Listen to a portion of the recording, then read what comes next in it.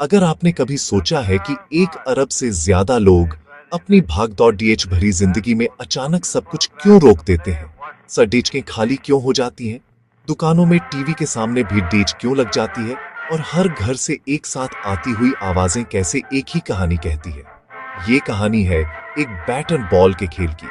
तो बने रहिए, अगले कुछ मिनटों में मैं आपको उस सफर पर ले जाऊंगा जो 2 सदियों से भी ज्यादा लंबा है। हम देखेंगे कि कैसे क्रिकेट, जो कभी एक औपनिवेशिक पास टाइम था, भारत का सबसे बड़ा जुनून, उसकी धड़ डीचकन बन गया। इसकी शुरुआत 1700 के दशक में हुई, जब ईस्ट इंडिया कंपनी के जहाज भारत के तटों पर उतरे।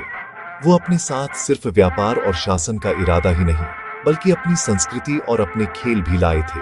सबसे पहले ये खेल ब्रिटिश नाविकों और सैनिकों के मनोरंजन का जरिया था। उन्होंने क्रिकेट को कलकत्ता लाया, जहां हुगली के किनारे गेंद और बल्ले की आवाज गूंजने लगी। ब्रिटिश क्रिकेट को बॉम्बे लाए, जहां समंदर की हवाओं के बीच विकेटें गड़गड़ाने लगीं, और ब्रिटिश क्रिकेट को मद्रास लाए, जहां ये खेल छावनियों से निकलकर मैदानों तक पहुंचा।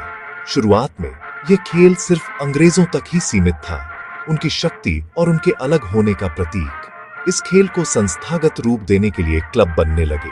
कलकत्ता क्रिकेट क्लब की स्थापना 1792 में हुई, जो दुनिया के सबसे पुराने क्रिकेट क्लबों में से एक है।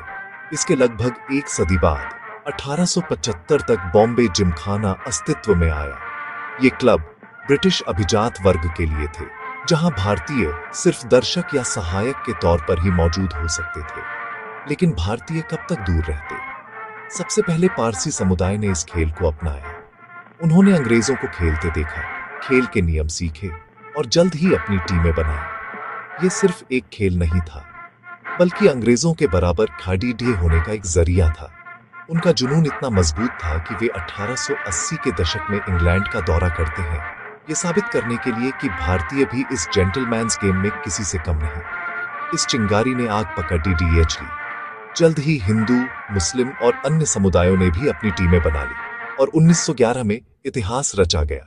पहली बार एक ऑल इंडिया टीम इंग्लैंड का दौरा करती है।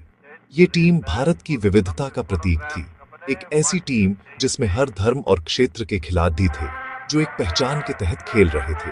ये द्वारा एक बड़े सपने की शुरुआत थी। 1932 में भारत को टेस्ट क्रिकेट का दर्जा मिला और टीम ने लॉर्ड्स के ऐतिहासिक मैदान पर अपना पहला टेस्ट मैच खेला। 2 साल बाद 1934 में भारत के घरेलू क्रिकेट की नींव रखी गई। रणजी ट्रॉफी लॉन्च हुई। इसका नाम महान बल्लेबाज कुमार श्री रणजीत सिंह जी के नाम पर रखा गया, जिन्होंने दुनिया को दिखाया था कि भारतीय बल्लेबाजी में